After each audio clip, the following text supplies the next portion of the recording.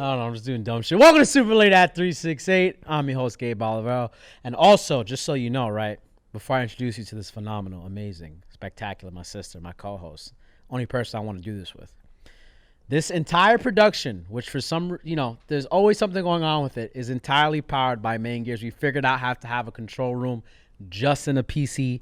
So thank you, Main Gear, for providing the PCs. It's dope. But our co-host, the woman of the hour, the woman with the power, the woman with heat, fire, flame, and fuego. I just said fire and heat. There's 3 different ways. My smoke machine doesn't work anymore.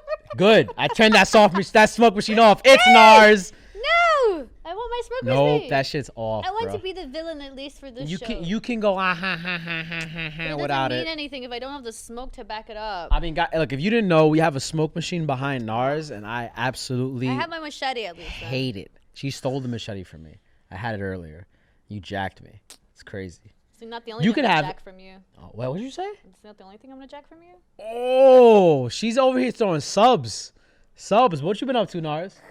Also, this show is sponsored by Elgato and Main Gear. There you go. The follow up. Yeah, Keylight, Elgato. Key lights and Camlink, Elgato. Shoutouts to Elgato. Move what? What are you moving? Remove the nuts from the table. Oh, the nuts. Oh, by the way, also, you didn't know.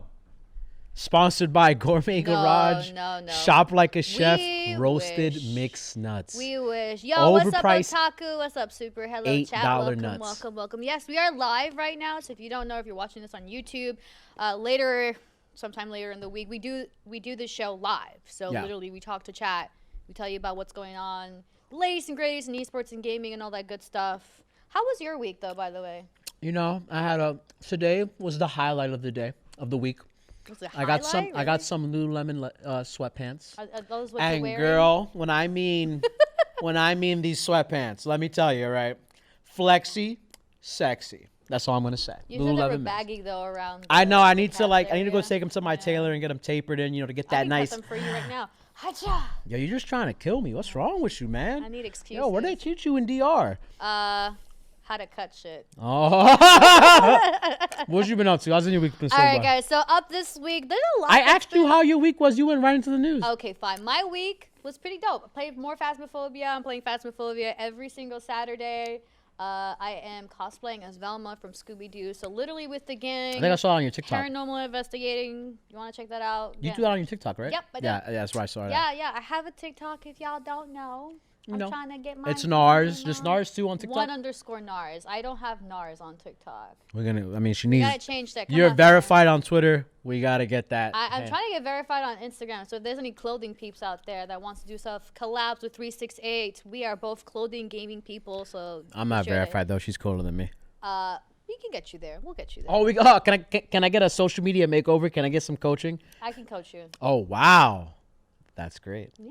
Well, what happened this week in the news? Up. So, today in news, if you guys have been living under a rock, because even politicians know about this, AOC was live streaming with people like Pokemon, TSM Myth, Dr. Lupo, Jacksepticeye. Can I pause you for one? Just one. What happened? Because you've been triggering me all night when you say this. It's not Pokemon, it's Pokemon.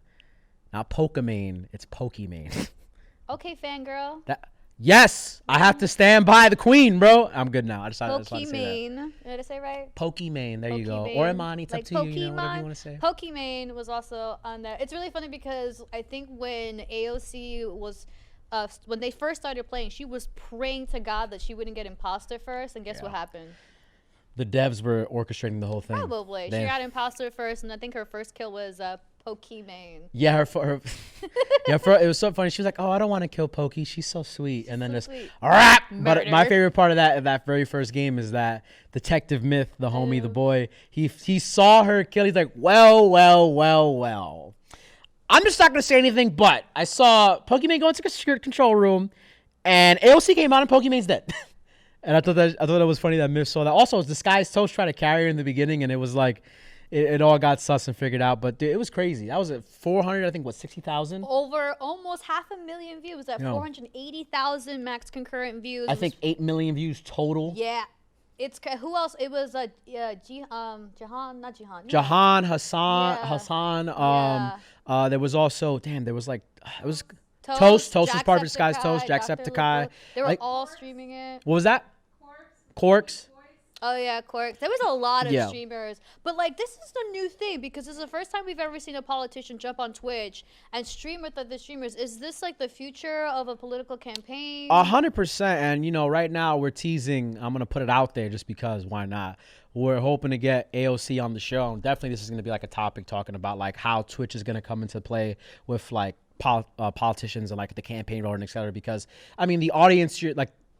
You want to talk to the youth, right? The millennials, the Zoomers, and all that. And this is where people spend their time on Twitch, YouTube, etc. It's not the typical ways you used to. So, I mean, it was a very natural fit to have AOC. It felt very genuine. It felt very real. And it was just a great night. Everybody I know who watched said, "Yo, this is fucking dope."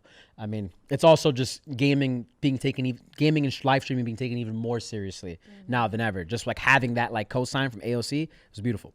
I mean, and it's also pretty cool. I hope she does stream again. Hopefully, we'll get her on the show because I feel like there's a lot to talk about, especially when considering that a lot of gamers have the power to vote. Yep. So this was, and I feel like you said, it seems so authentic and so genuine. I didn't feel like it was a propaganda deal, and everyone that says that is dumb. You didn't watch the show. Yeah, I mean, I personally, I'm always, since I always look at things as Hollywood. Everybody's got she's a politician today, right? She works in Shield's office. I'm like, yeah, the style of, hey. I think I'm going to stream today. I was like, nah, she probably knew she was going to stream that day.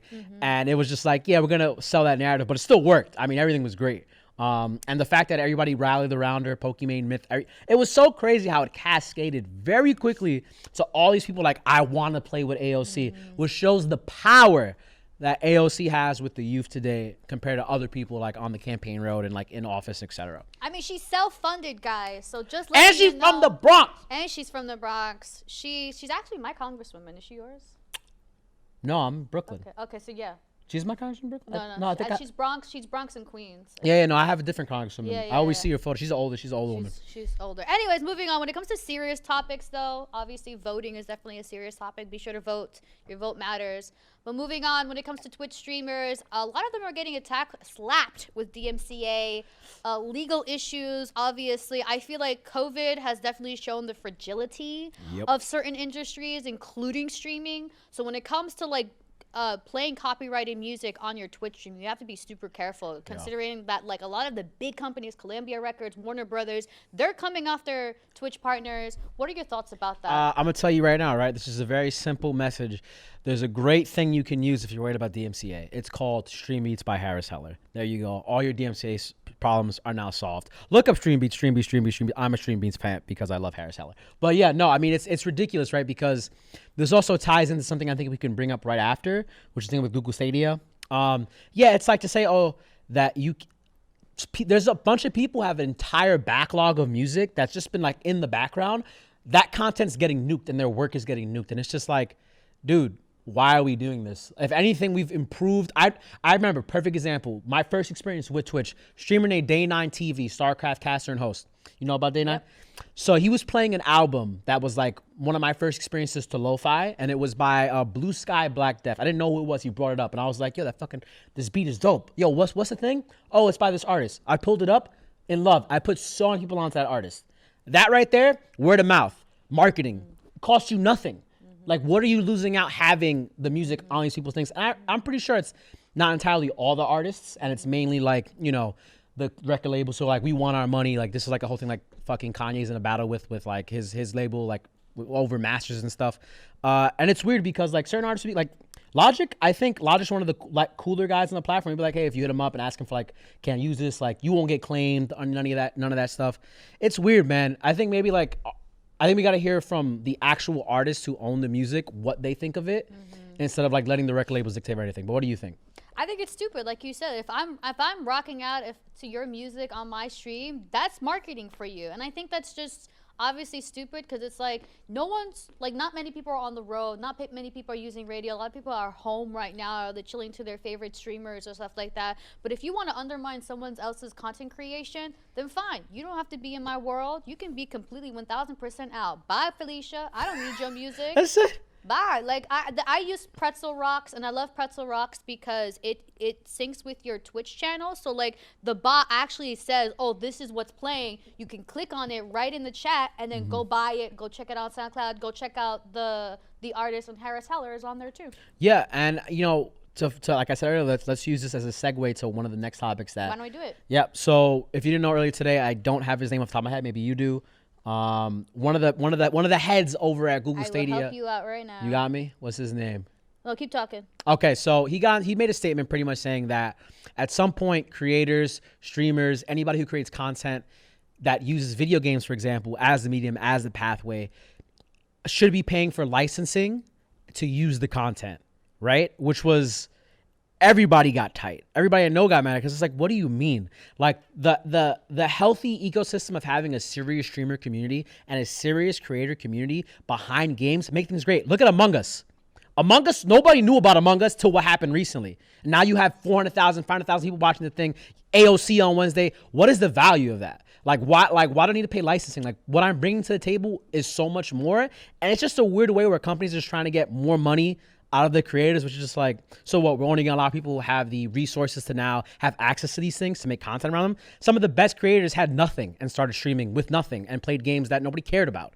And they made them important and popular. So it's like, it's stupid as fuck and so out of touch. I don't understand like why that was even said today. But he was getting flamed online. Alex Hutchinson. Now, granted, I respect the heel approach because he also doubled down in his being a villain, because someone made a comment and he also made a backhanded comment. So I appreciate being a douchebag because I like heels in wrestling.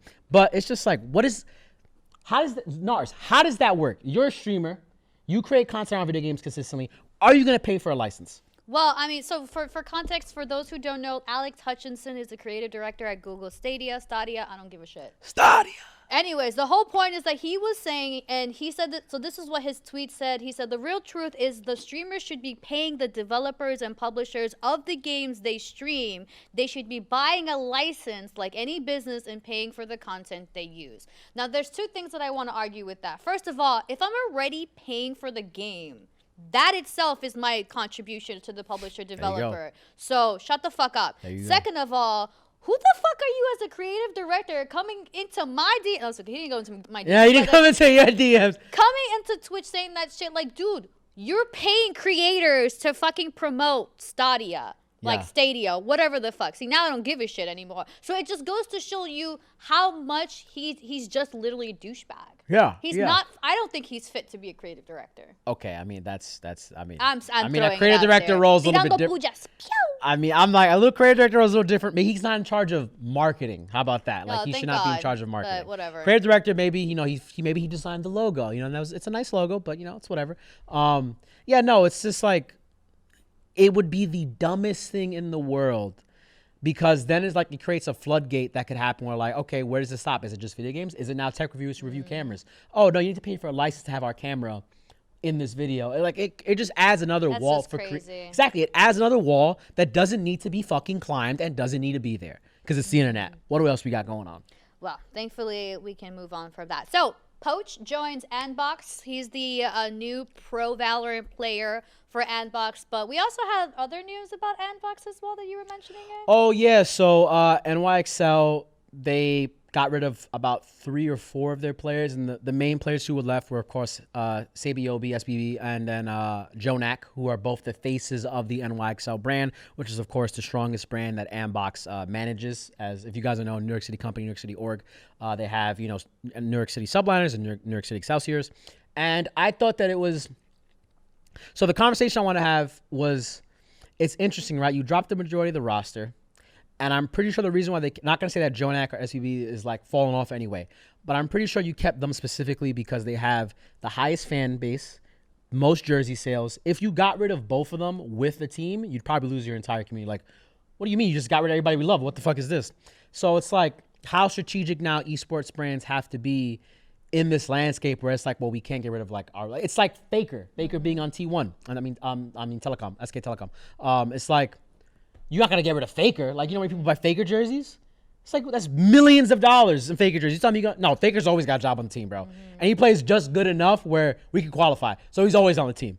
It's like, how do you, if you were esports, if you were a manager and owned a team, what would you do like with that type of situation? I would do the same thing. I would, because you got to think about it at the end of the day. And I think this is why Nade's shot is turning towards content creation and moving away from esports, is that like, yeah, the money is at esports at the end of the day, but there's a whole nother world of just creating content, being a casual like not being competitive, being a casual gamer, and then making bank on merchandising around those content creators, and then start doing partnerships with like other brands in and outside of gaming to then leverage that kind of community. That's where the money is now. It's the lifestyle of gaming. It's the outside of esport lifestyle of gaming, because everyone watches like competitive, everyone watches LCS, but a lot of people don't watch LPL. A lot of people don't watch the other region. A lot of people don't keep up with the competitive, but they will keep up with the lore. They will keep up with the characters, and they will keep up with the skins. Same thing with the professional players. They'll keep up with the pros live, especially if they have like really good socials. Yeah. But it's not going to be the pro scene. I mean, that's why Faker is taking a step back, and he's an owner. He's an owner now. I mean, you could think like Big Daddy Faker. Big Daddy Faker. I mean, the biggest League of Legends face is pretty much Tyler 1. He got signed to T12 recent. I think. Wait, was that recent or that just been a while? Anyway, I'm probably lost in the sauce. But Tyler 1, like another one, right? Like he's like a massive content creator. And he's the person who innovated Top Gap, Bot Diff, Jungle Diff, or whatever the hell it is, and like the merching sales on that alone. I think I've seen people who don't even. I know who play League crazy who have winnable tanks. Yeah. It's like what? I know people who don't know about League of Legends that know about Faker, and I'm like, aren't they non-exclusive? Like, aren't they the same? Like, they're synonymous. Hello. Like they go hand in hand. You can't know about basketball without Michael Jordan. Like, what are you talking about? Anyway, speaking of Michael Jordan, how about Miles Morales? I know that's like a stretch, but whatever. That's a big ass stretch, especially because he doesn't have Jordans on. Yo. That's something to talk about. Okay, first of all, before we get into that conversation, you guys can get Spider-Man. If you beat Spider-Man on the PlayStation 4, if you want Miles Morales minifigure, you have until October 29th to be able to do that. You literally get like a Miles Morales Lego minifigure. It's a sweepstakes that's happening right now with GameSpot. So go check that out. More details will be on our Twitter. And that's pretty much it. But I saw you tweet about that. How is he not from New York? It's so not even just like from New York. It's like Miles Morales is Puerto Rican and black, and he is from fucking Brooklyn. And Jordan 1s are fucking heir to us. Speaking as a Puerto Rican man from Brooklyn. And that original design that came out Into the Spider-Verse was the flyest Spider-Man design I've seen in a long time. I was like, dude, I'm so connected to this right now. This is amazing. Hey, fuck it. You don't want to give him Jordan 1s? Get some Timbs on them. Get some dead asses on them. That's it. Because Adidas shell top, high tops, that's some like you like European or like you like in Canada. Like that's not New York. That's definitely not Brooklyn. It definitely ain't hip hop or what was going on with like the shoe they chose out of all the shoes. And it was just like so like, dude, you had a beautiful design. Why compromise it? Did you like the design? Because I think the shoes were ugly as fuck they put on them. To be honest, I'm not a sneakerhead. Oh, okay. So even if I were to look at them, I'd be like, are they comfortable? You know? Are they functional? Well, it's funny because there was art. I think the reason why they switched up the sneaker is because they couldn't get the licensing from Jordan brand. It's probably going to cost a lot to have that. Because like I saw art or pass around of him with the Jordan 1, the one he had, the Jordan 1 Chicago's, without the swoosh on them. And it was just like the red shoe with like the white gap, et cetera, et cetera. So I think that was the issue. Like, oh, we're not going to pay like this.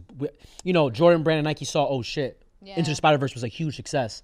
We want more money out of that because you had our sneaker on there. But now, do you think, so like now retrospectively, do you think now they're like, oh, shit, we fucked up. We could have been a part of this whole thing. We could have done a partnership, a deal, Yeah, like we got Marissa in chat right now saying Into the Spider-Verse is the GOAT Spider-Man movie. It is the GOAT superhero movie.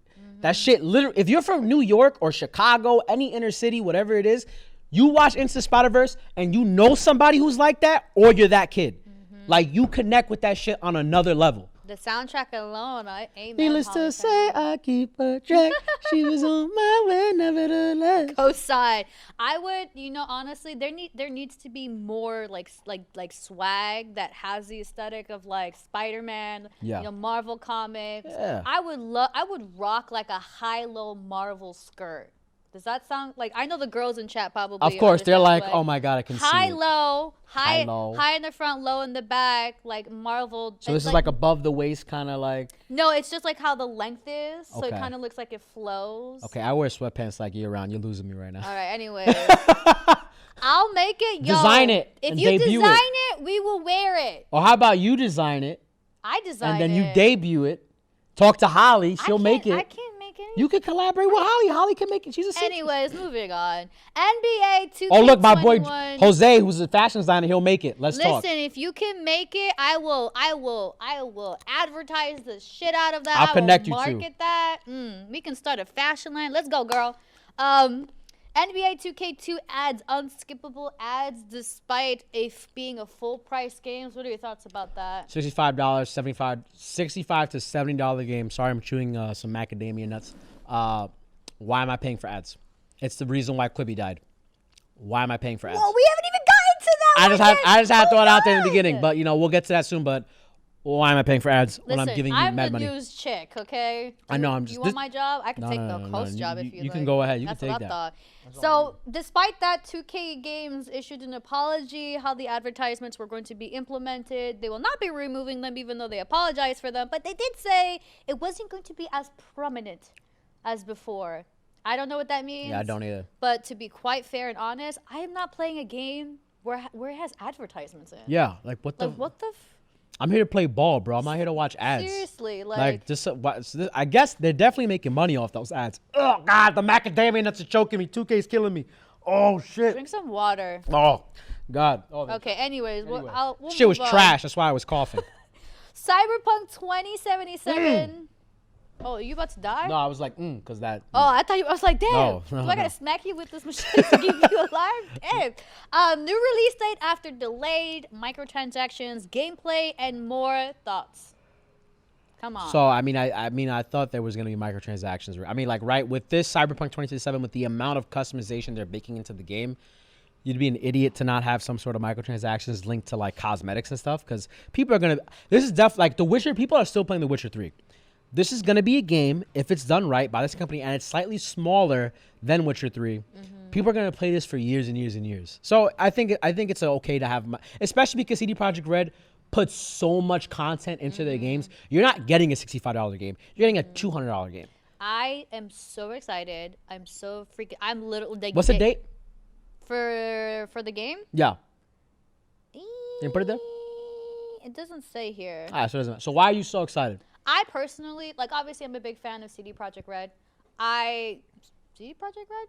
Did I say that right? CD Projekt Red. Yeah, CD Projekt. I don't know why I had a brain fart. Is it CD Red Project? Big fan of them. I love The Witcher 3, and I love the whole concept of this game. You could literally, there's so many different ways you can play this game. Like, just from the get-go, it looks absolutely amazing. And my husband Keanu Reeves is in it, and he's singing.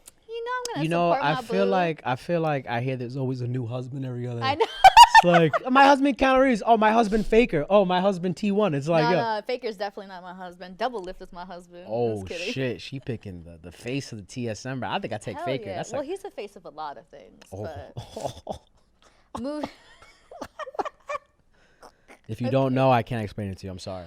Alrighty. You have to be into League. Moving on into hardware, I know Samsung and Apple are probably going to have a contention. Samsung just reported that they would be debuting their next Galaxy S phone January 2021. So Android fans, you're in luck. Samsung hasn't left you in the dark, but obviously it's gonna be cool. I know you're not a Samsung fan. I know you're an Apple fan. But you see right here? Talk to me about how you feel about Samsung, unbiasedly. Come on. You see this right here? Oh my God. Praise be to the Apple, bro. Praise be to the Apple, right? I'm vegan. I eat apples. Let's get that straight. So in my life, I've had a Galaxy S3. I've had G1, and those are my entire experiences having Android phones. I don't like the OS or operating system, so that's why I switched back to Apple. And I think that Apple, for me, is a better device. I know for some people they don't like Apple, and that's totally fine because it's not as free and open and whatever you want to say. I think Apple products are better by default across the board. They work better, they last longer, and yeah, I mean it's like you're never gonna make the only company that can make a phone that would make me consider switching would have to be like a Tesla makes a phone, or Google, which is the only other phone I've ever considered maybe I'll get the Google Pixel. The Samsung Galaxies or stuff like that, never really been a big fan. Also, I don't like the designs. Like the Omni camera. It's pretty. Like this, I have the Look at that brick in your pocket. I have a Samsung. So this is a Samsung. Yo, here, hold my phone next to your phone. All right. Look at the girth on that shit. Okay. Can we get a zoom in? Turn to the side. Look at the side profile. Oh, look at that. That's a computer. That's not a fucking phone. Listen.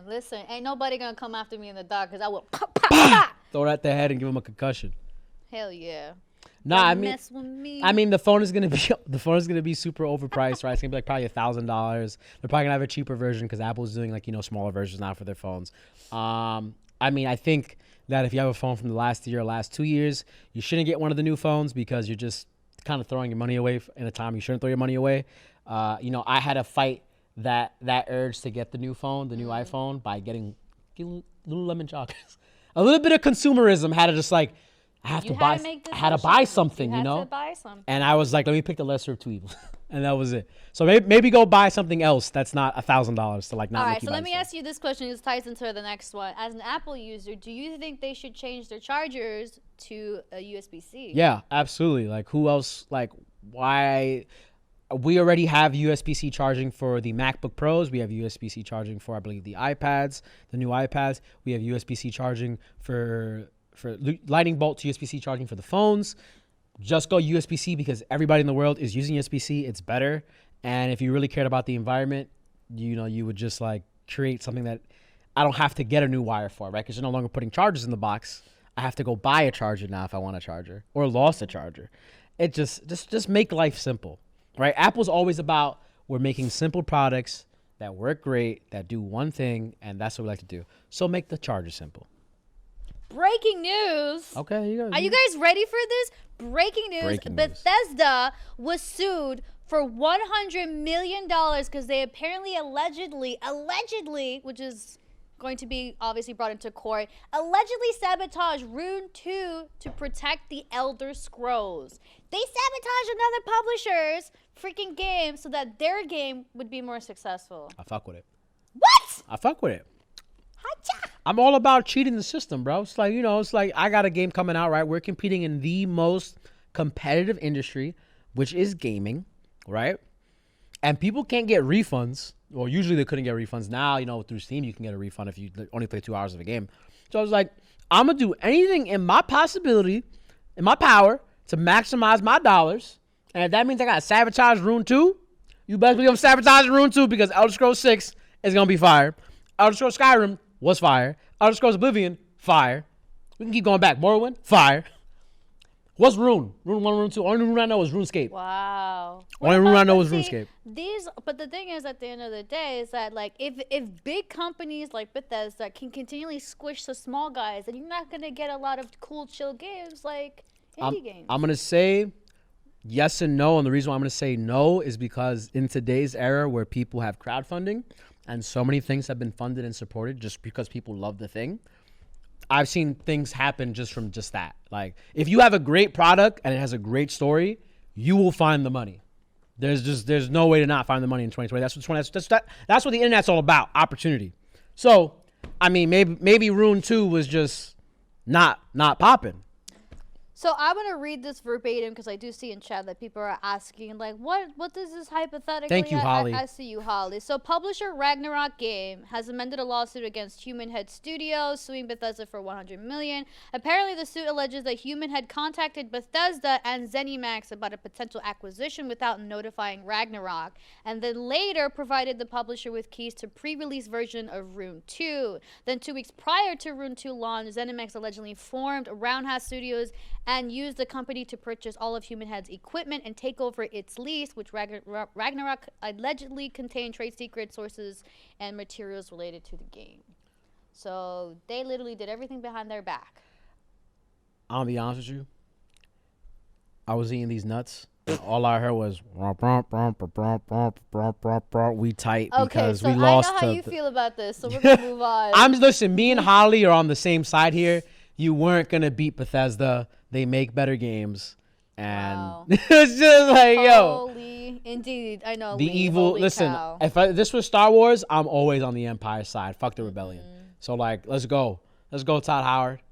Let's go, Todd Howard. For anyone who's, so we're just gonna go through the others because they're kind of noticeable, but they're news that just needs to be told. Oracle founder donated about $250,000 to Graham Pack in final days of TikTok deal. Apparently, the CEO Larry Ellison donated $250 to a super PAC supporting Senator Lindsey Graham, who is trying to be reelected for their campaign. That's sketch. What do you think? I'm too much of an idiot, so I can't really give my take on this. What do you think? It's an unusually large donation, first of all, for a politician. I need a hydrate check. We got a hydrate check. You can hydrate. You're not gonna hydrate? It's so far away. That's from Joe Lager, bro. Look how far it is. It's over. I can't reach it. What do you think about it? I honestly see the timing of the large donation is what irks me. You know, considering that TikTok is on the verge of potentially being banned from the United States by Trump. Didn't that get already since Oracle got it? Isn't that already done? No, I mean it's still kind of in limbo. We still talk about this shit? What the fuck? Yeah. People just make up their mind. Just let the people twerk. What? Let the people twerk and let China watch me twerk. That's fine. Fuck. But there are some legalities. There are some legalities. I mean, I'm a TikTok fan. I watch TikTok. She big on TikTok. I'm not big on TikTok. She big on she loves TikTok. I love it. I wish I was Yo, big. if they want to see me dance in my underwear, it's fine. Oh, we can have a party. You know, we can enjoy the moment. Let everybody be free, man.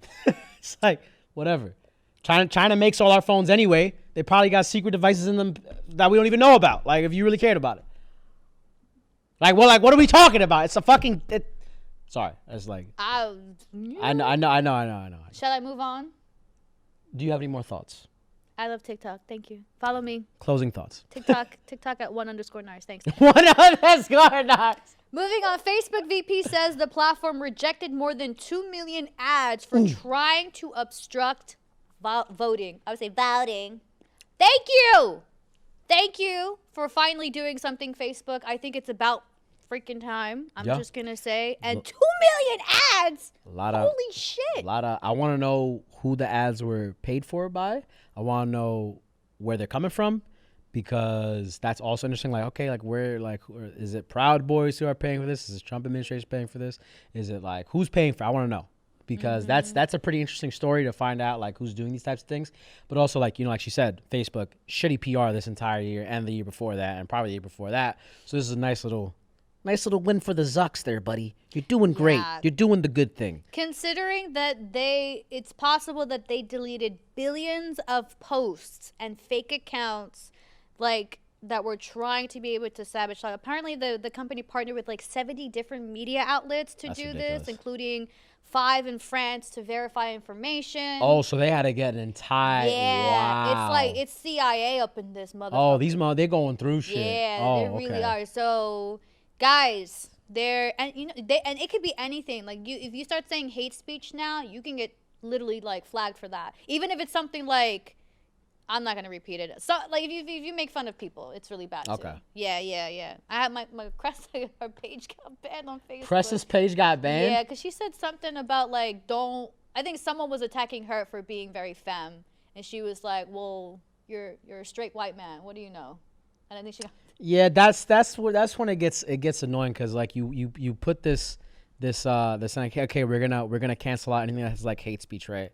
But hate speech can be positioned in any way depending on who's on the receiving end. Yeah. And it's in that situation, it should be neither one of them should get banned. Neither one. Whatever, they're having a little dispute, let them have a dispute.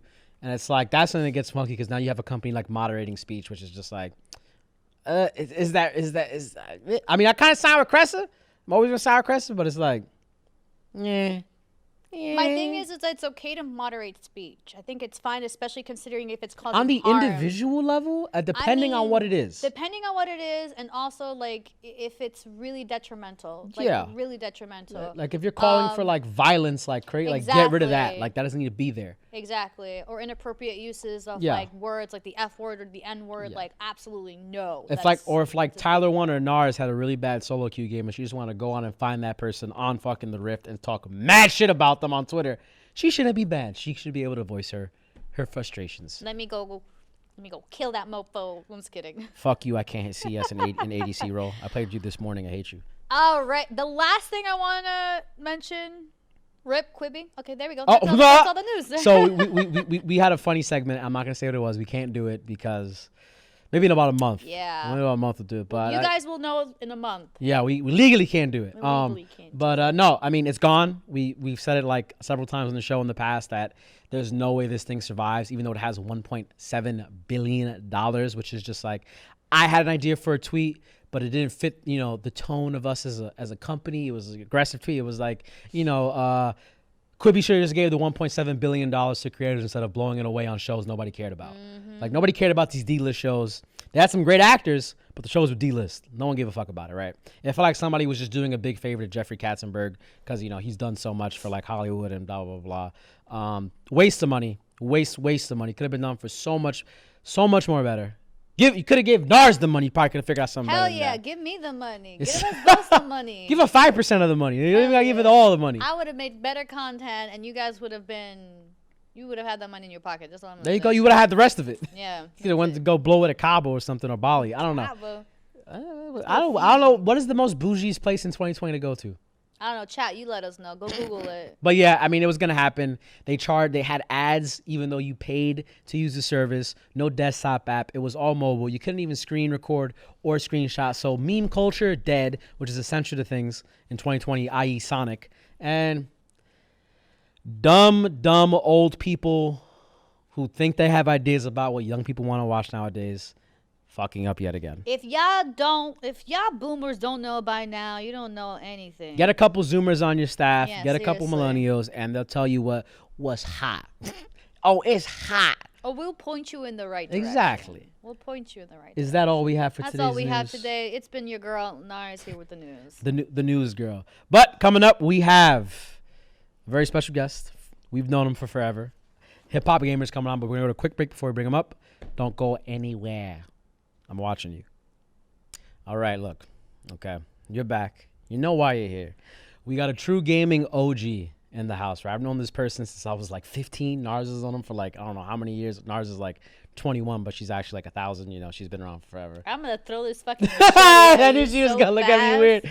But it is one of the greatest personalities, most iconic personalities in gaming music. He's Hot 97's very own crowned gaming champion. It is the hip-hop gamer. Yeah. You already know what it is, baby. Super late. 368 NYC, baby. I got the fam right here. You know what I'm talking about? My boy Gabe. All that energy. I love you, bro. And the one and only Narz in the building. This is my girl right here. So what's going on, baby? Yo, I appreciate y'all. Thanks for having me on. Let's get it popping, man. Real talk. Do you ever like not come prepped? Like are you tired right now? Are you just on? Like, what'd you have? Red Bull or something? This is HipHopGamer. For as long as I've known hip hop, and this has been a long time, he's always been at this level. Always. You could be in the middle of E3. It is hot. It is sweaty. It's crazy. And he's just so hype all the time. Even if he's having a bad day, he's always hype. So matter of fact, since you guys linked to it for so long, why don't we talk about it? Like, how did you guys meet? Because you both have been in the gaming industry for, a good amount of time. Two sides of the spectrum, two different angles. And, like, you've seen it, like, grow. From just being this thing people did in their basements to what it is now. You're a content creator. How's it been? I'll let you go first. Hip hop. Yo, it's been amazing. So I'm trying to remember how it all happened in terms of when I first met like Narz. It was so long ago. I'm trying to remember when I first met her. So I don't know exactly like the moment when I said, "Hey, what's up? This is Narz. This is me," and stuff like that. What I do know is when I started like overall and stuff like that.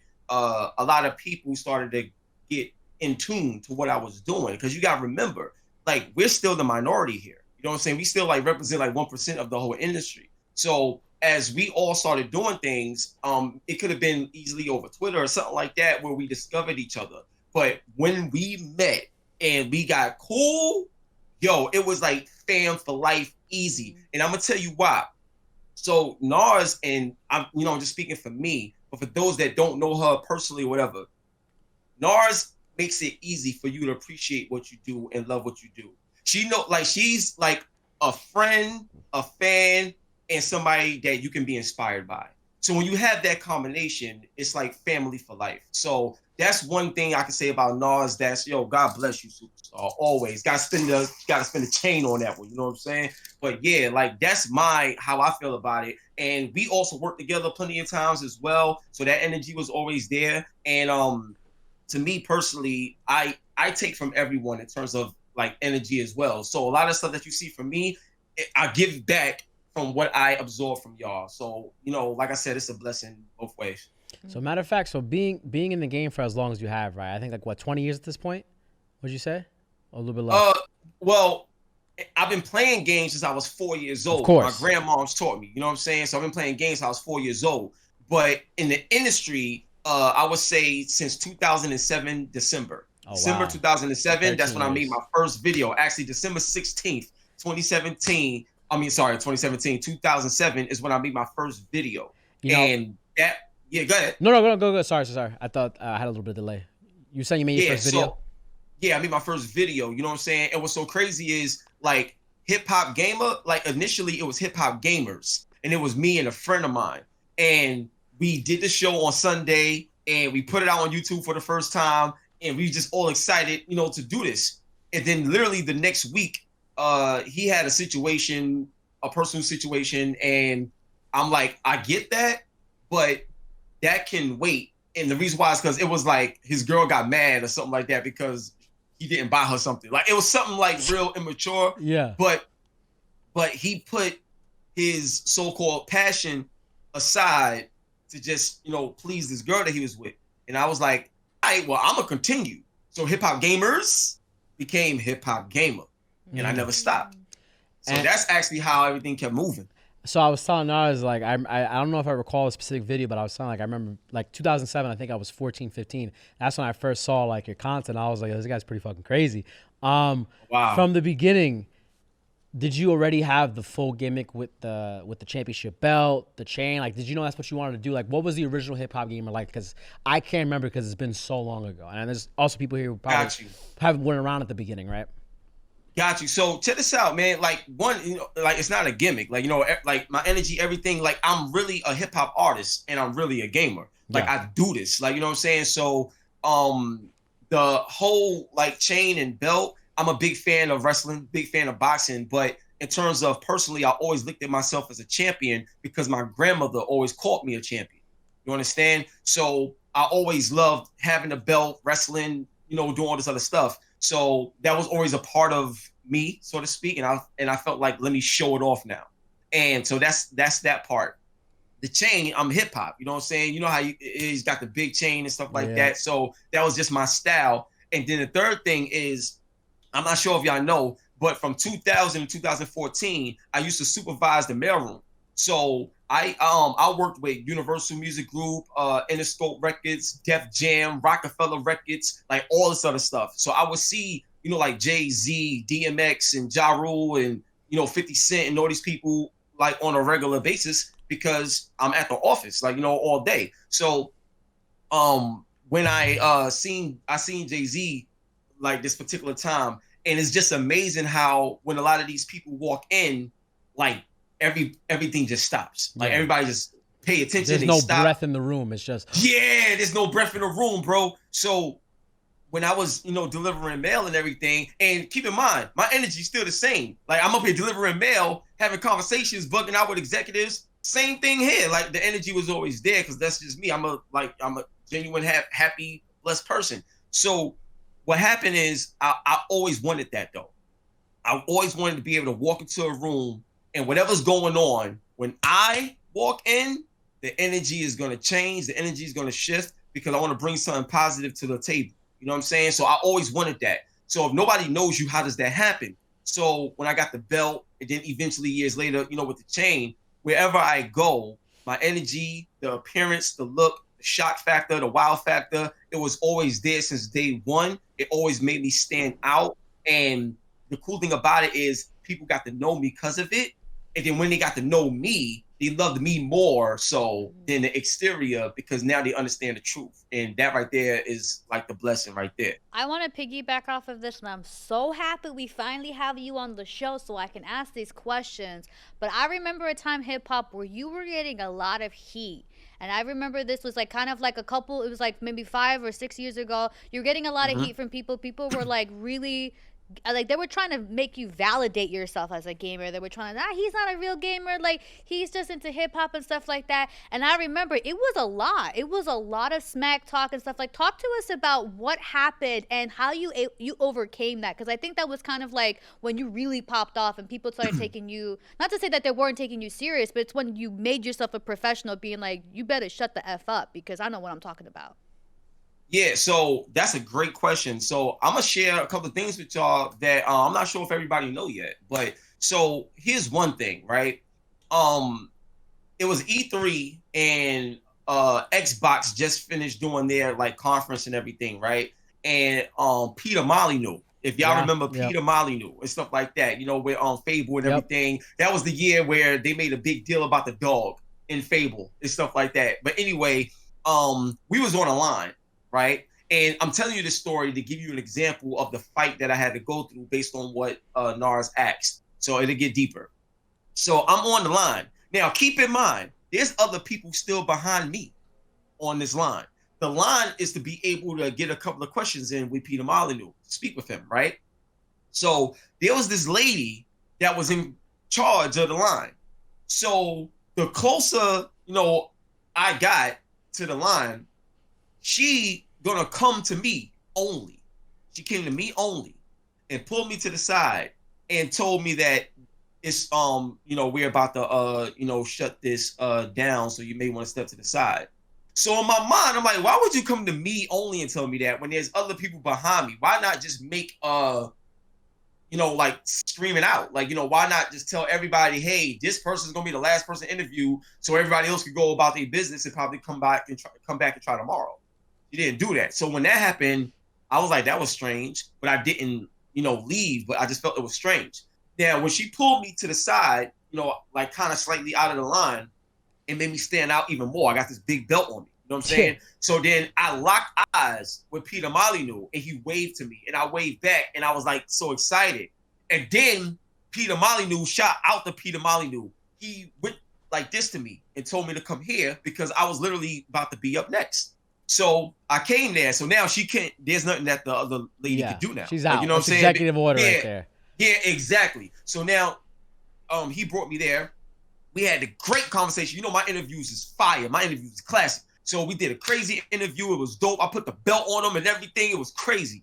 And then after that, the lady that tried to get me out of here, you know, she came up to me and said, you know, that was the best interview that we had all day. Thank you so much. We appreciate you. And she connected with me and stuff like that. Now, to Narz's point, I had to deal with that for years, yo. Like my first year at E3, I went up to the IGN booth to say hi to everybody and try to meet some of the people that, you know, like I respect and love and watch and looked up to.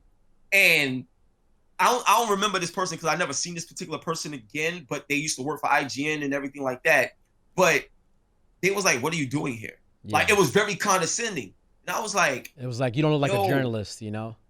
Yeah, I don't belong. So what was crazy to me is that, you know, I'm from the hood. I'm from Eastern New York, Brooklyn. So, and, you know, when you grow up in the struggle and then also, you know, just being black and the way things are and stuff like that, you get enough of that type of stuff. So when you come to a place that's like where you think you're going to find the most passion, the most love, and the most fun and the most acceptance, because we all having fun playing games, we grew up with this, you start to realize that the industry on the outside looking in is not what you think it is. And see, somebody like me, I'm on the inside and the outside. And when I mean I'm on the inside, I'm on the inside. Like I'm in there. So when I see certain things, I'm like, nah, that ain't right. Or when I see certain things, I'm like, oh, okay, I got it. That person's official. Because I truly know what I'm talking about. So yeah, Narz, it was a battle all the time because, like, I give you another situation. A friend of mine that used to work at Ubisoft, it's a while back, right?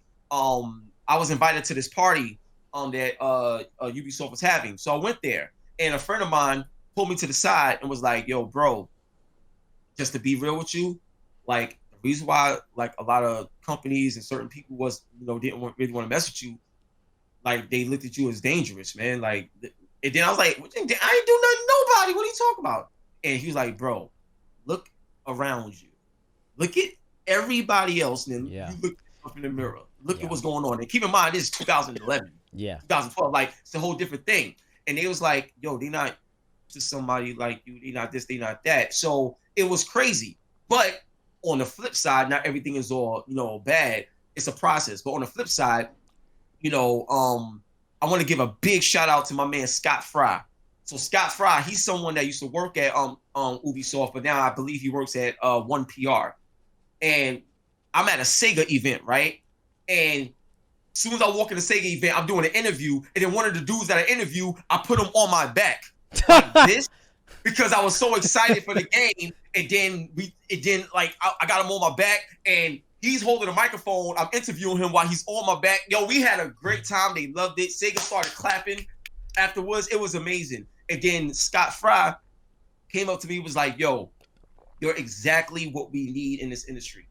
Like, period. Whatever you need, you tell me, and I'll make sure you have it. But, yo, it's like, we appreciate you. And I was like, wow, that's crazy. Thank you so much. And he's been A1 ever since. So the point I'm trying to make is every day is going to be a fight. And everybody's going to try to come at you or make you feel like you don't belong in certain areas, whatever. That's fine. Mm-hmm. You stay focused on what you love and you do what's right. And you're led with a positive energy, the positive aura. Regardless of what the outside noise do, at the end of the day, your impact will be forever. And that's why I'm able to stand here today from 2007 to 2020 and to sit up here and be like, wow, look at what I've done. And there's so much more to come. So I'm blessed. And yeah, it was a fight, man. It was a battle, yo. Real talk. Being in that situation, right? It's like super contentious. We go back to what you said where you were like, dude was like, look around you, right? You don't look like any of these people here. Like, I can imagine dudes are wearing like polos, button-ups, da-da-da. Maybe they look like me a little bit, whatever it is, right? At that moment where like you're in this position as you're developing your career as a journalist, a reporter, a talent, a personality, how did you not think I need to change something about who I am in terms of like my style or how I present myself to make this path easier? Because it could have went a different way, right? People could have been like, I don't fuck with like what he's bringing. Right. Like, how did you deal with that, and how did you get over that hump? Right. So I'm gonna give you another example. I'm gonna use Jay-Z again. So, nobody would sign Jay-Z. Think about this for a second, right? No record label would sign Jay-Z. Everybody said Jay-Z is not it. He's not talented. He's not this, right? Those same exact people begging Jay-Z for everything. Like, you know what I'm saying? Greatest rapper. See, the thing is, people like even in hip hop, hip hop is what you live. Rap is what you do. But hip hop is what you live. That's your lifestyle. Like that. So with video games in the game industry, anybody could play a game, but video games, the culture, that's a lifestyle. You eat, sleep, breathe it. It's different. You understand what I'm saying? So I know the culture. I am the culture, the purest, period, the realest. This is what I do since I was 4. My grandmother taught me, like I said. And my grandmother didn't just teach me games as a way to just get me out of her hair or something. She literally taught me about life through video games because there's a parallel here. Mm-hmm. So the parallel is this, and I'll get to your question as well. But the parallel is this. In video games, right, you got objectives, you got levels, you got different challenges. Same thing in life. You're going to let it beat you or you're going to defeat it. What you going to do? So when she put that in my mind at such a young age, it made me realize that, there's a lot that I'm going to have to do in life to accomplish and get over these levels. But the goal is to be able to bring things to me. Bring it all to me. Because when I was, to your question, when I looked around and I saw this, there was one moment when I was like, should I actually conform and try to like change up so I can fit in? Like literally, there was a moment where I thought about it, right? But I was like, nah, you know what I'm saying? Like nah, that's the devil talking. I ain't changing nothing. Like, I love who I am. This all stemmed from my grandmoms. If I can't be me, I'm gonna be a prisoner of my success. Not having it. You know what I'm saying? I want to be happy and enjoy everything I get and everything that I got. You feel me? So I said, you know what? If they don't understand it now, they're gonna figure it out later. And truth be told, if you look at the game industry right now, right, what do you see? Hip-hop. You see, look at Logic getting his Twitch deal. What is that? HipHopGamer. Or a lot of this stuff is things I've been talking about since 2008. All of it. Y'all talked earlier about the AOC, which was amazing. I love seeing her do that, right? I had a conversation with Andrew Yang about the same thing, but his people didn't really understand what I wanted to do, so they kind of left it to the side. You know what I'm saying? Yo, bro, like all this stuff is not new to me. I already knew what was coming. You know what I'm saying? So that lets me know that what I was saying was right. But not only that, I made people buy into me. Because I can't control what you do or think, but I can control what I do. And I feel like what I'm doing, people's going to want to be a part of. That's why when you saw the statement that was made earlier today with Alex Hutchinson, you see how it didn't go over so well. Because a lot of people in these positions of power don't understand the power that they actually have. They don't know what they're doing in these positions. So when you try to alienate the culture, you're always going to lose in that situation. So when I looked around and I saw what was going on, I was like, no, I'm not conforming to nothing because they never lived the life that I live. They don't understand. See, they got jobs. They do a job, which means that, like, if you look at IGN or any of these places, you know, big sites, that's great. That's great. But somebody get fired from there, so what? We just put somebody else there because everybody cares about IGN. Yeah. And not really the people that work there.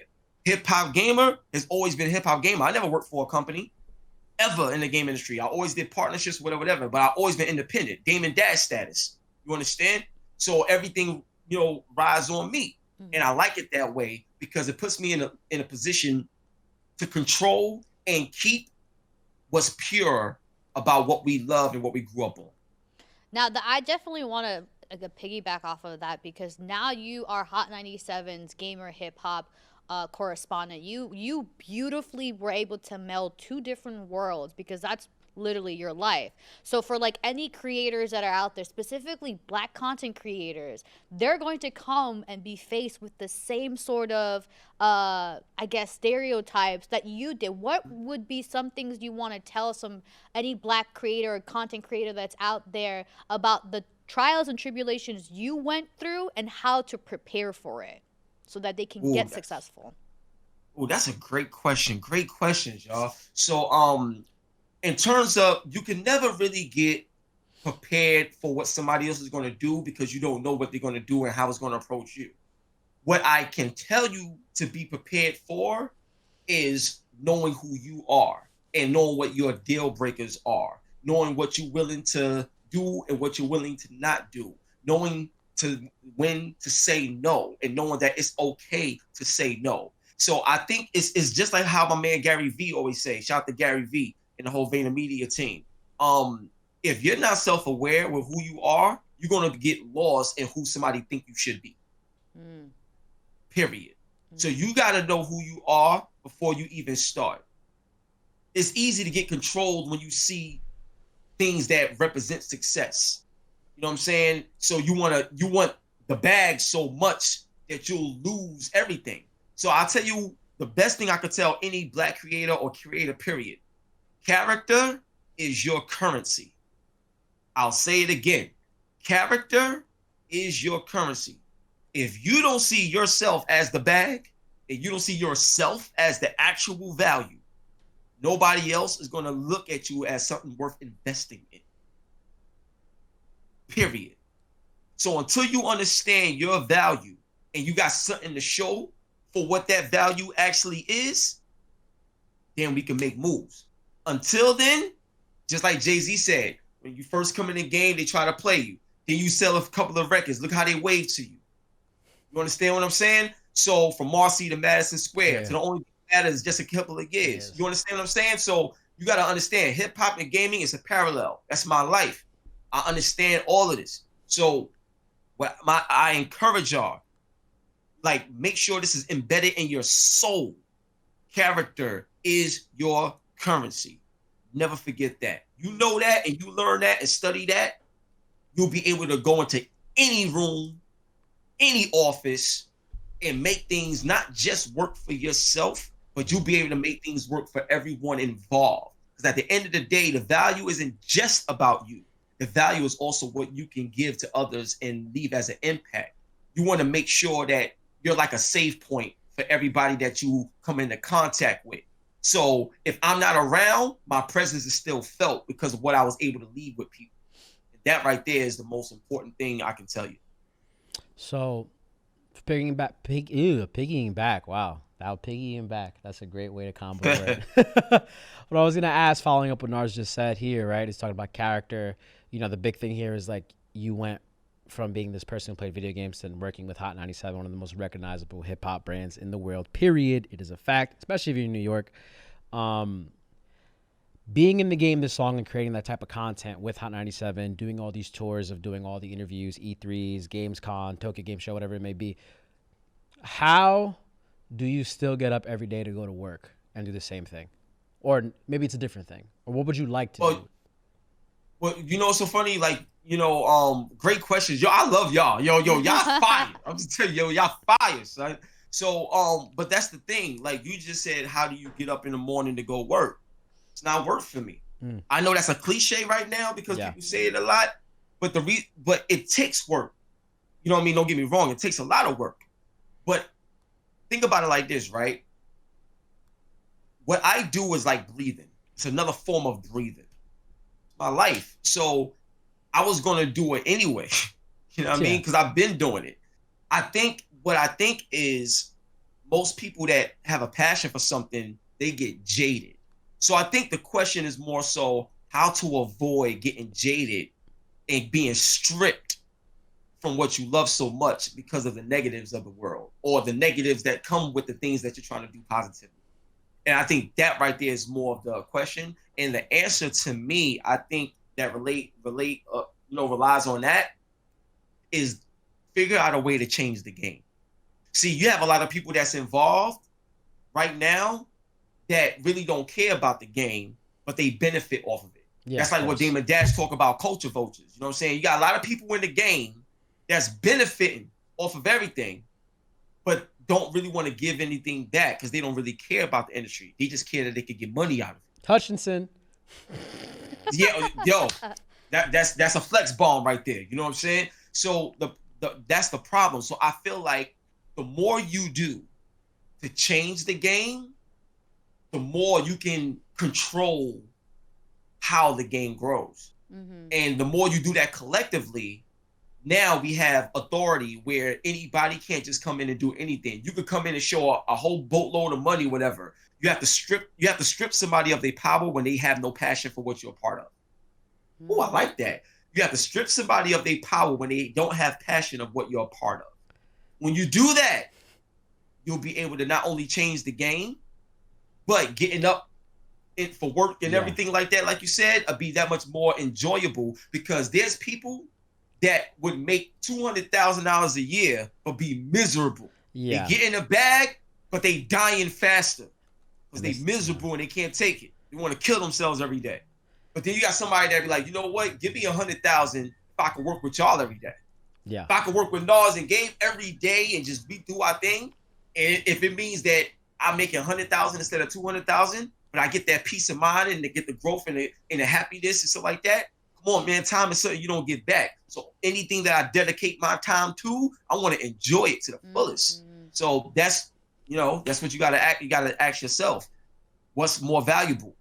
I love that. You know? I love that saying, culture vulture. This is the first time you heard that, or yeah. Oh, really? Yeah. Okay. It's the first time I've ever heard that, but I want you to speak to that because as now non-endemic brands are trying to come and encroach into gaming and esports, and they see that there's money, and they start, looking at different influencers, trying to scout them out, trying to, hey, you want to be a part of this? And I think you put it perfectly. Don't sign yourself up with a partner or with a brand that you yourself, your own personality doesn't meld with. Now, obviously, with what to attest to what Hutchinson says. As someone who's in the scene, how can someone who's already in the scene, who's already established, be able to not guard, but to protect the sanctity of the gaming industry, so that people like Hutchinson, who obviously do not care about the ecosystem of gaming, nor the content creators who work really hard to create content, not only for themselves, but for consumers and for publishers and developers who also benefit from this as well. So check this out, right? Glad you brought this up. So because of what's happening now, one of the things that somebody that actually works at Stadia said this. They was like, dag, you know, we was in the negative for a long time. Things started to get a little bit positive with the community, and then one tweet ruined it all. See, what people don't know, and this is, you gotta be careful. Alex Hutchinson, he doesn't work for Stadia. He works for a different company, but he's the creative director on a game that's on Stadia. Oh, damn. Also, he even got that wrong earlier. He was saying he was the creative director of Stadia. That's what he says on his Twitter. He's creative director at Stadia. That's what he put. Wow. Exactly. Okay. That's what he put. But what I found out, because there's I think there's a tweet like under it, and you got to check it out. But he's a creative director for a game studio out in Montreal. But he don't work. He doesn't. But his game is on Stadia. So when he said creative director of Stadia, it's because his game is on there. So that alone right there made it seem like that came from Google themselves. Like, meanwhile, they didn't approve of any of that. That's so exactly. chopped. Yeah, so when y'all was saying things earlier, I was like, I'm gonna clear it up later and stuff like that. But yeah, so now think about that for a second. So now, once they learn the game that he's attached to, culturally, we ain't gonna support it. Of course not. Because it's one of those situations where we know your energy, we know who you are behind the scenes. So if y'all expect us to support somebody that's gonna try to destroy what we're trying to think about it. Google Stadia, right, is a streaming platform. Why would you want to do anything to the actual streamers to rub them the wrong way when your platform is based off the? They decide if that shit lives, bro, or dies. Yeah, you know what I'm saying? It made no sense. So I was like, something ain't right here. Something ain't right. So when I found out, but you feel me, right? It made no sense. So, but that happened. But the point I'm trying to make is those people that's in a position of power, you have to understand how this works, right? So if a person is in a position of power, you got to figure out what do they value? What do they power? And what I mean by that, I'm talking about the board. See, the thing is, like, I do research extensively. Like, I know a lot of people that's on the board of certain companies. I know the inner workings of how things work. And once I learned that, that's when I understood how, okay, this is cool, this is not cool. And if you don't want to change and make things right, that's fine. But once this start getting attacked, you're going to have to change. And the problem is, you're going to change because you're going to have no choice but to change. So it's not going to be taken as genuine. So you better do certain things now so it will come off correctly. If not, you're going to lose twice. So look, I'm telling you right now, Narz, a lot of these people are starting to get exposed in a major way. And when you see brands come to, different influencers and stuff like that, you got to be careful with that too, because people is looking at numbers, not understanding that, internally, you could build an organization internally and get the right people on board as your team and create viral moments. It's not so much as a person that can go viral, it's creating moments. So shout out to Danny and Paris and the whole Game of Tag crew. But when they shot that video of Paris coming out after looking at Cyberpunk and that joint went viral and everybody's clapping, it was a viral moment. It was a beautiful moment. So you don't need a celebrity all the time to do something. You could just be creative with a moment, and the culture is going to embrace it. And when the culture embrace it, we are the authority. What we say go, and the companies are aware of that.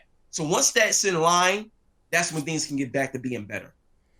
I wanted to go back to something you said a little bit earlier when we were talking about, staying engaged with your work, right? You said these words, change the game. How are you changing the game in 2020 or forward? What are you trying to do? What would you like to do? Oh, got you. So one of the ways I changed the game was I started a program called Gaming and Guidance. So this initiative started in 2017 with Logitech G. So just so y'all can know how the partnership was born. So I've known like a lot of people at Logitech, a lot of the top level executives and everything. I've known them when they was with NVIDIA. You know what I'm saying? They've been, friends of mine. So when they came over to Logitech and they got the Logitech G brand, they was like really, really targeting the gaming industry in a big way. And they had this big vision. So they accomplished that, did all of that, but they wanted to do more. They wanted to be more than just a company. They wanted to do more stuff for the community because shout out to my boy Ujesh, but he told me personally how his daughters would go online and then right off the bat, just because the way they look or the fact that they girls, already the racism. They didn't even get a chance to play a match yet. And they already getting bombarded. It's ignorant. It's crazy. So when that happened, he was like, yo, I've been at this company for a long time. Like the next 10, 15 years, I don't just want to be the company that sold a whole bunch of products and made money. I want to do something. I want to do something that really means something that's going to change somebody's life. So started the Gaming and Guidance program. So how I changed the game was I became more than what you know me for. Out the gate, I was known as HipHopGamer, the person that talked about games and had a HipHopGamer show, right? Okay, bet. Then people started to learn more about me because they discovered that I'm actually a hip hop artist and I make songs for games and I really do this. So I'm not just a fan of hip hop. I'm an actual artist myself, legitimately. So they learned about that. So I changed the game with that by merging things more together. And then now with Gaming and Guidance, I'm doing more stuff in the community. So I got programs where, obviously pre-COVID, but I got programs where we got a 90-minute assembly where we go to the schools and we have an esports battle, then a panel discussion with the kids, and then we have a final battle where they get their prizes and we close out the assembly, and that has been incredible. Then I got the digital version of Gaming and Guidance where we use different scenes from video games and use it as a teaching tool about life and building relationships and character. That right there is incredible and groundbreaking. I got this other layer called Checkpoint where I actually go to people's houses. So shout out to my man Matthew Munez. We did a segment on Channel 12 News. He lost his right hand. He has muscular dystrophy. So he lost his right hand and he's a gamer. So you can imagine how impactful this was for him. Not being able to just do this. You understand me? So we got him the Xbox adaptive controller and we gave it to him on the news. And it was the first time he smiled in 2 years in terms of what his father said. And he said, this is amazing, not just for him, but for people like him in his situation. You know what I mean? So and he tried hard to say that because he's on what's the name? Man, I forgot what they call it, but it's something that helps you and talk and everything. Yeah, I think that's what it is. Yeah. Maybe. So we did that, and then another thing is that we have something called One Community, where we get the cops together, we get the elderly, we get young adults, we get kids, and we all come together and we have a conversation. We have scenarios that play out. We do role reversals. So sometimes a person that's not a cop plays the role of a cop, and we do all of this stuff. So that's how I'm changing the game, by being more than what I was to impact communities and coaches so that they can have a better chance and better relationships and better character. So when they start out, things can be better for them and they continue to pay it forward and pay it forward and pay it forward. You understand? So that's one of the things out of other many things that I'm doing to change the game. There was in that what you just said right now, something I wanted to ask earlier, because you were talking about how you were growing up, grandma exposed you to video games, and you brought it back up. You were having specific scenes that you were showing in Gaming and Guidance, or I believe it was Save Point or something like that, where you were Checkpoint, and like telling people maturing, building character. What game has been the most important game to you as a person in terms of your character? Wow, yo, the question is crazy tonight, son. I love it. Oh man, it's a couple of games I can say. I mean, well, it's more than a couple, but a couple that's like stuck out really crazy to me. So I want to give a nod to Don't Nod. Don't Nod Entertainment, man. Life is Strange. Oh yeah, amazing. That brought tears to my eyes, bro. Tears. I'm not even joking. Brought tears to my eyes. Tell you why. In this game, you make a lot of decisions, but she has the ability to rewind time and do that decision over. So it made me think about life and how many times people be like, "Dag, I wish I would have did it this way. I wish I would have did this." So there was a scene, spoiler alert, you know, but there was the scene in this game, right, where so one of the characters, her father died. And because her father died, she wore that anger of losing her father with her every day. So she wasn't the nicest or the pleasantest person to be around. You understand? So it's like her life was ruined. She couldn't be who she was because the death of her father. So the main character, she rewinded time so that her father didn't die. And when she did that, the daughter that was so broken because her father died, her father is back. But because of the timetable and the way things happen, by her father being alive, she wound up getting into a car accident. Yep. And her whole body was in a cast. Yeah. And she had to live her life in a wheelchair like this. Couldn't put her arms down and nothing. And she had one of them metal things that you screw on, and her whole body's like this. And she was miserable because she was like a vegetable almost. She couldn't do nothing.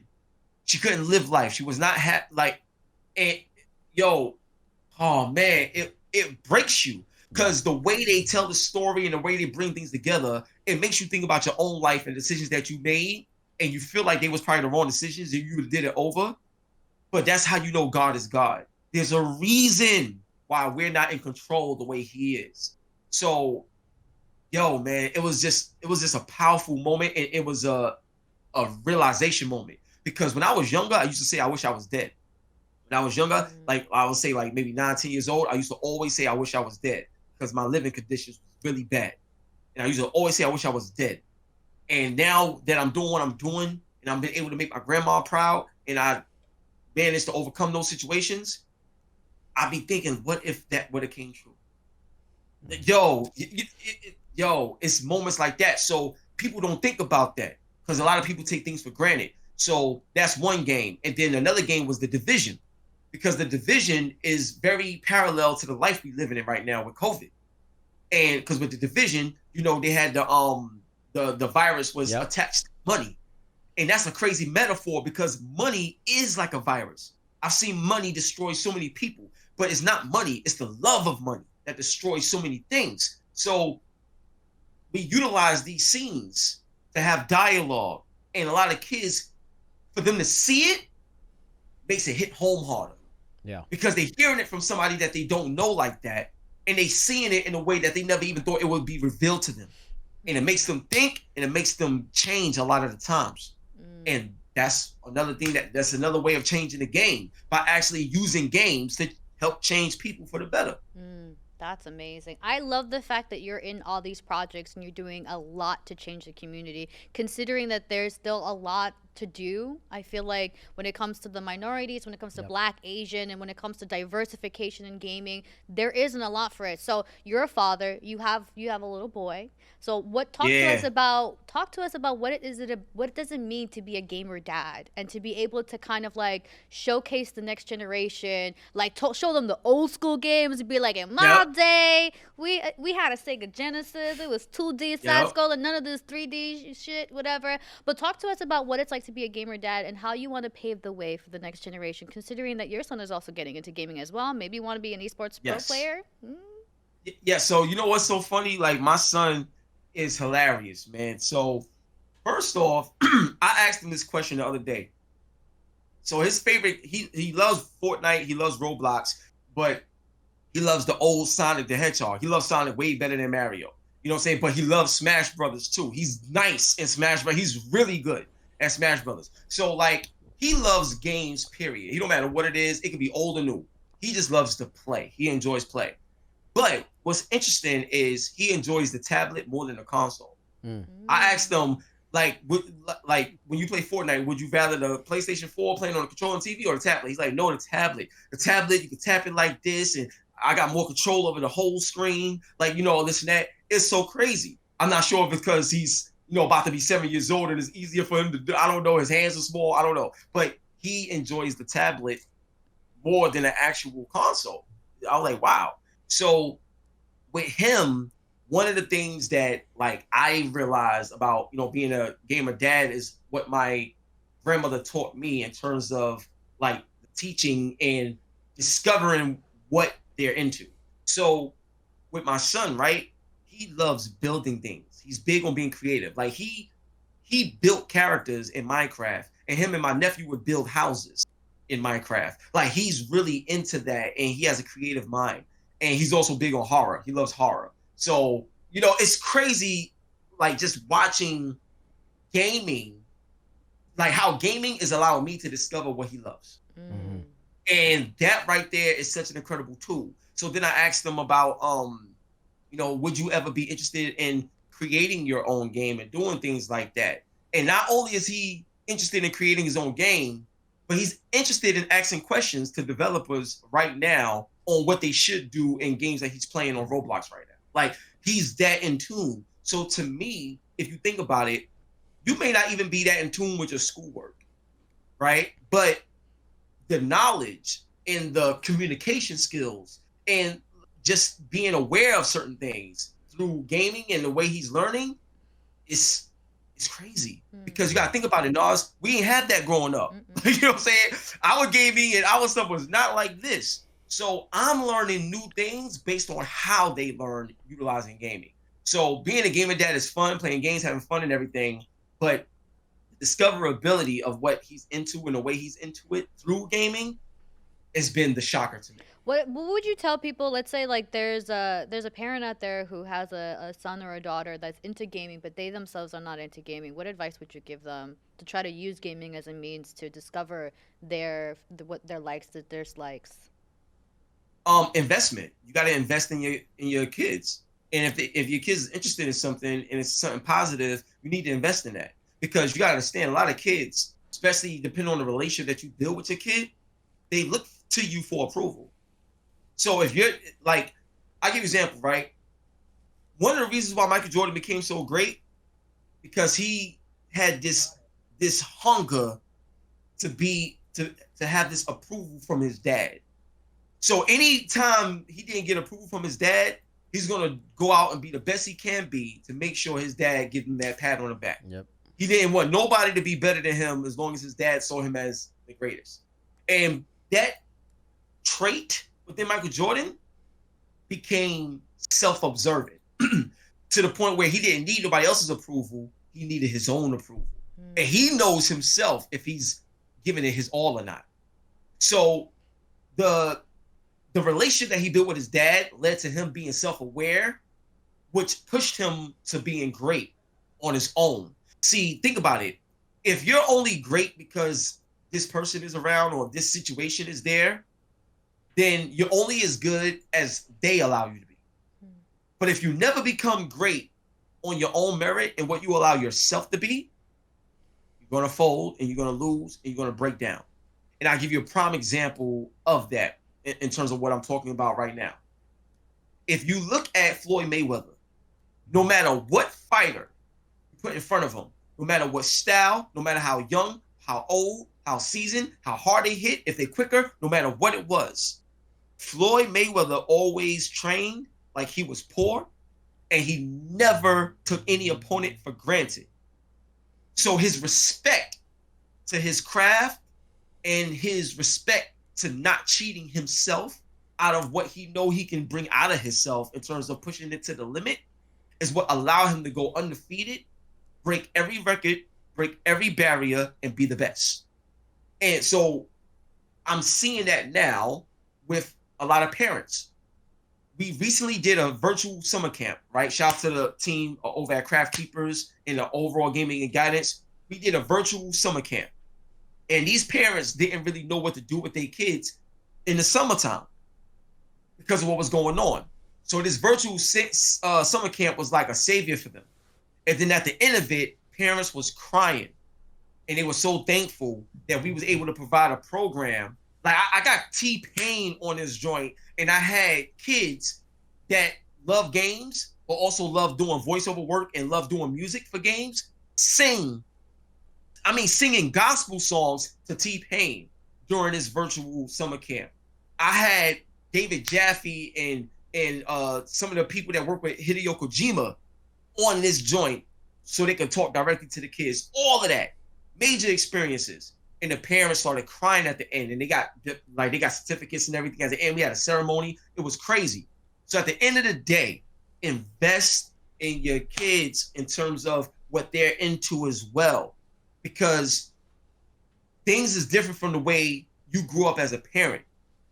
And I'm pretty sure that you don't want to live a life where you're miserable because you're trying to do what somebody told you instead of following your dreams and passion.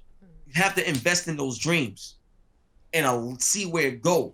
Because at the end of the day, if you can live a life where what you do every day, you can be proud of, you're passionate about, and you have happiness within it, you will actually live a life instead of being a prisoner of a system.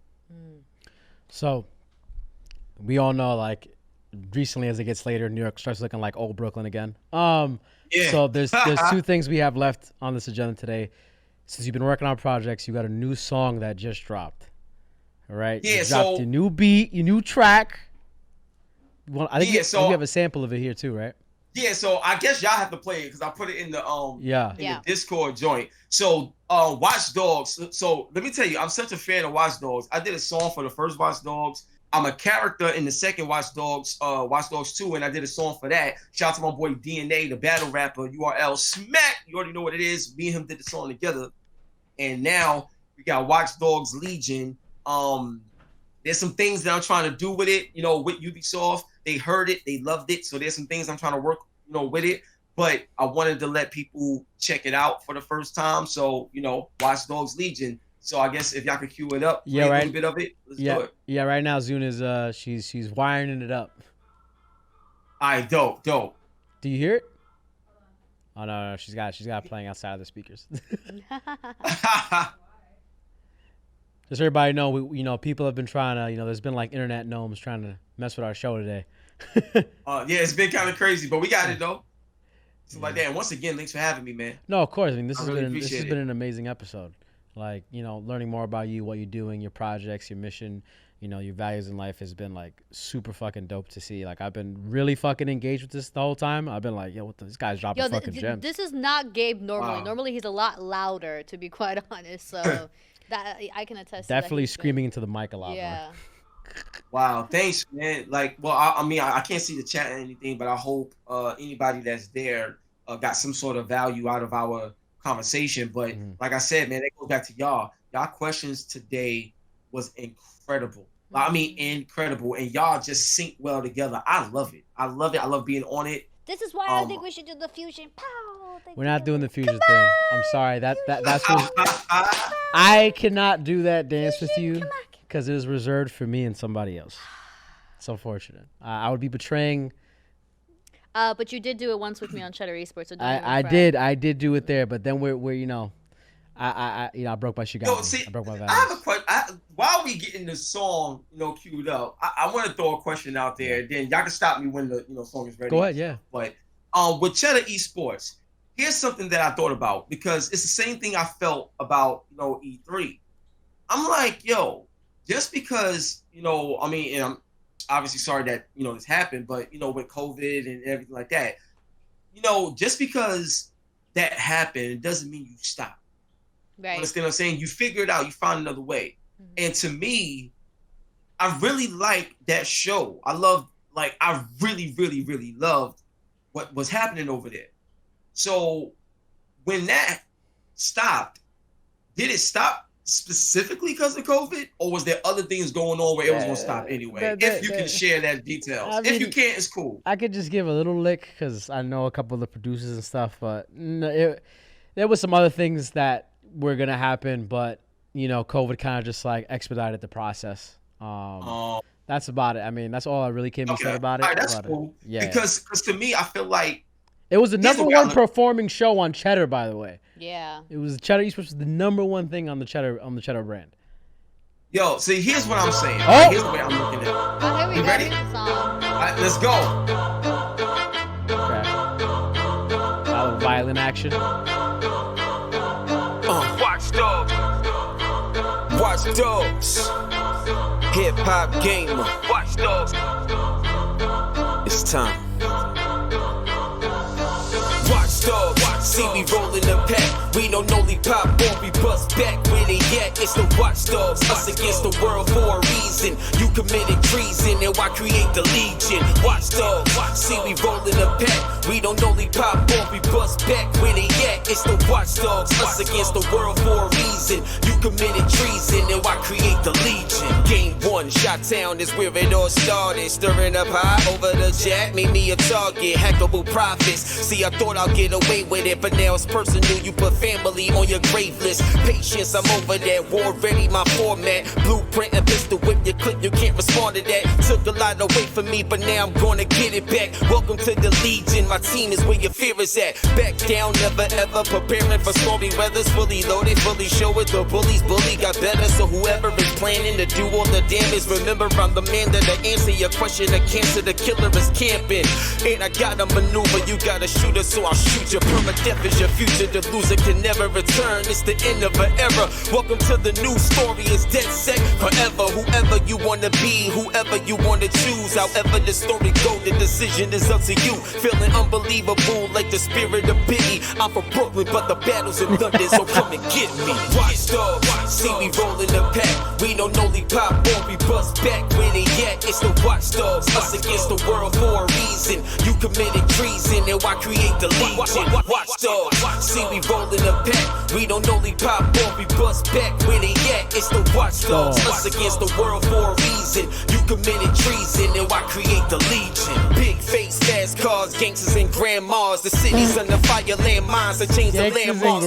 One spark, all that it took to leave you shook. Here's the domino effect, one shot shatters the books. It's tax time, tax lines, opposition is flatline. The new wave will now rise, cause we all on the same side. Dead set as we set, the best bet for our shine. We take over, stay cold as ransoms, we play over. Fate now, you face down, you get up, I break down, then break more to change laws and restore our compound. My town, I run it, watch doors, keep it 100. I can be anybody to anybody who wanted. You ready? Let's get it on. I'm weathering every storm. Hold up, just got a new character in my phone, so now my arsenal is remarkable for me bombing you. Abomination, patiently waiting to do more harm to you, and I'm not foreign to all of everything I have witnessed. I'm on a mission to make all of bloom boom out of business, and when I finish this, you'll see competition defeated. HipHopGamer, the leader of the legion. Watchdog, see we rollin' the pack. We don't only pop off, we bust back. Where they at? It's the watchdogs, us against the world for a reason. You committed treason, and why create the legion?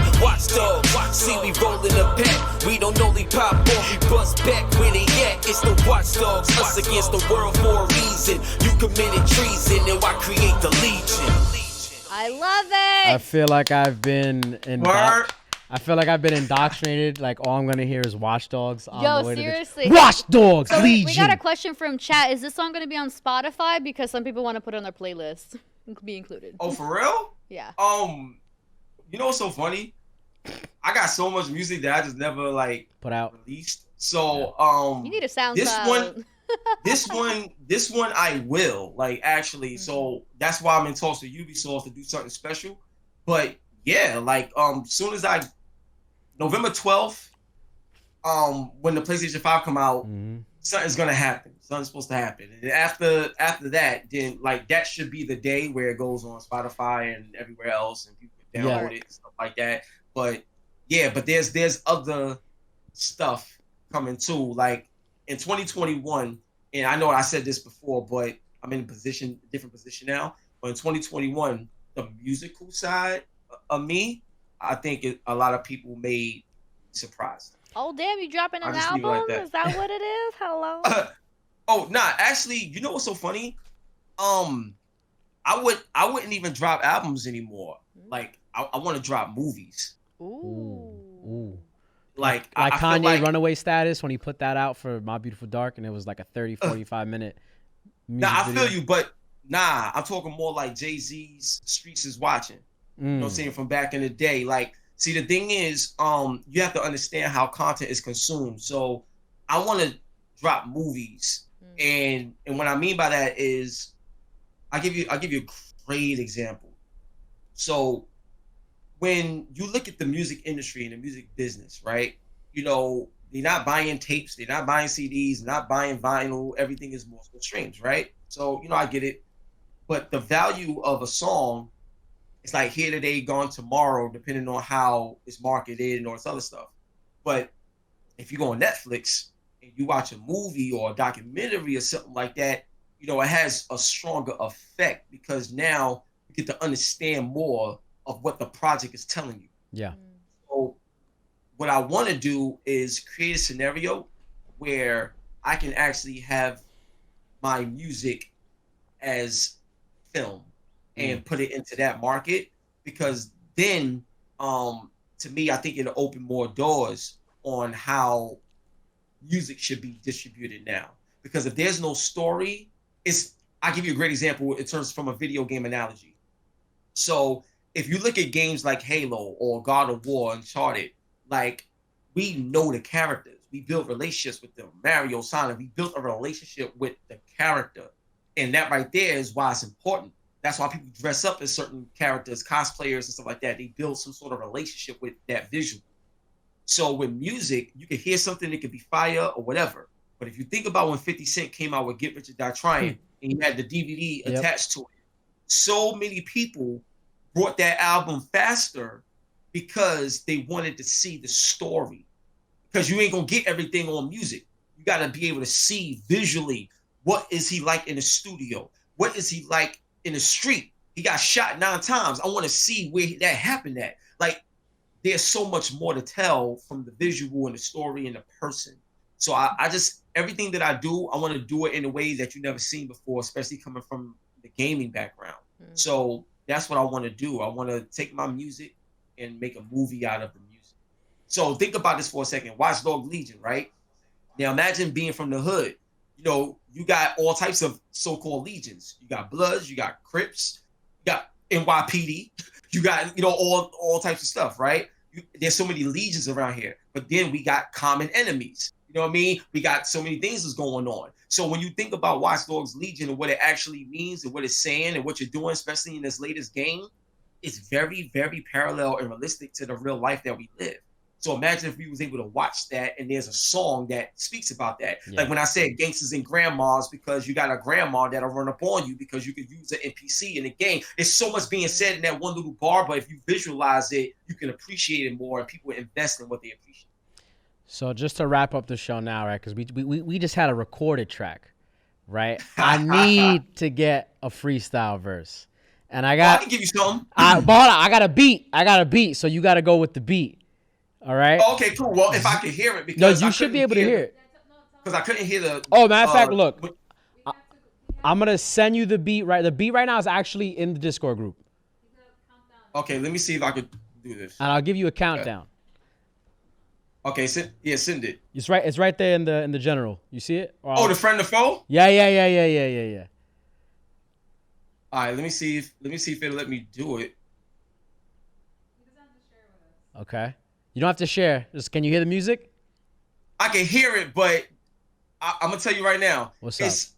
It's the BPMs is slower because video will get taken. The video will get taken down if it's an exact like. I don't give a fuck. That video would actually get taken down. So is that the actual? No. What it is when you play it, it's extra slow. So I can't hear it like how it's meant to be heard because YouTube would take it down if it was the actual. We just talked about DMCA. Like I know, right? You know what? Yeah. Look. But I mean, I can hit you with something. Check this out. All right, go. Yo, check it. Yo, fatality to anyone who battles me. Murder of every round, there's a casualty. Every character shatter your anatomy. This a romance game, the pain, agony. Shoot the spear out, x-ray your faceplate, scorpion. Leave you in blood in front of hell's gates. Raw rap, real talk, however you want to get it, want to live it, want to spit it. You don't really want to feel it.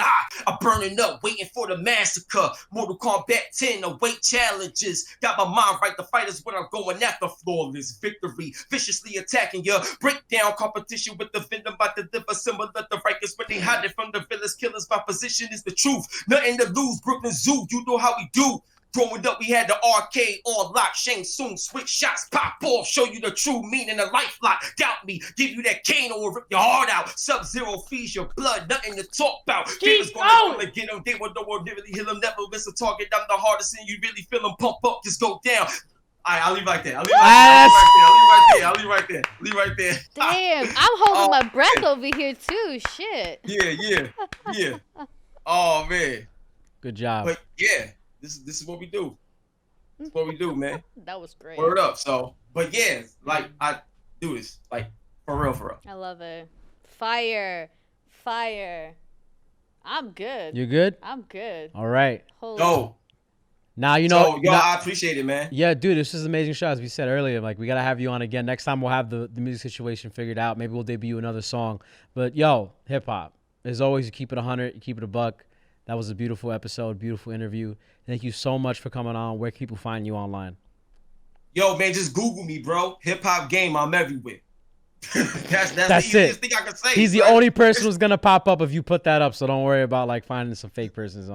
Yeah, literally. Like, but I ain't gonna front, yo. I heard Narz talking about that blue check earlier, so I need to figure out.